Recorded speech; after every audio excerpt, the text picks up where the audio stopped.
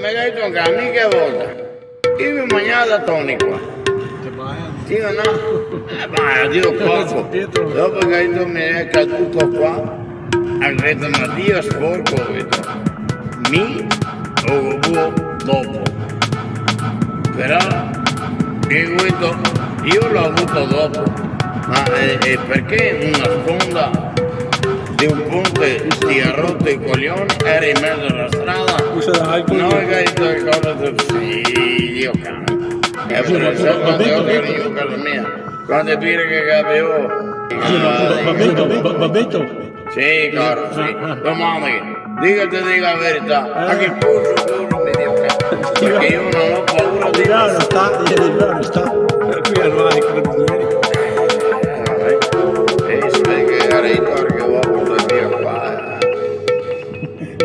Qualcosa. Io stupido. Babetto. Non è insieme mio.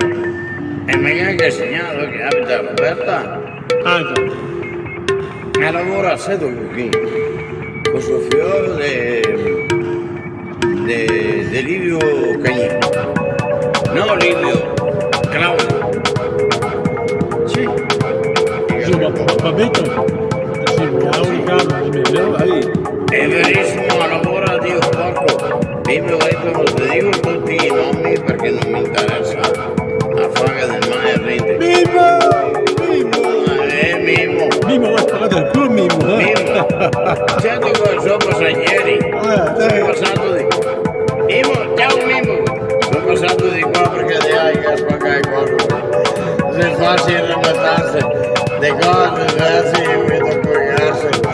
Dio cambia ragazzi, ma ieri sera. Che cosa le hai detto?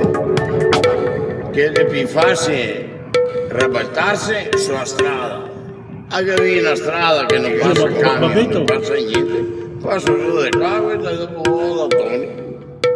Che problemi ci sono? Porco di Dio.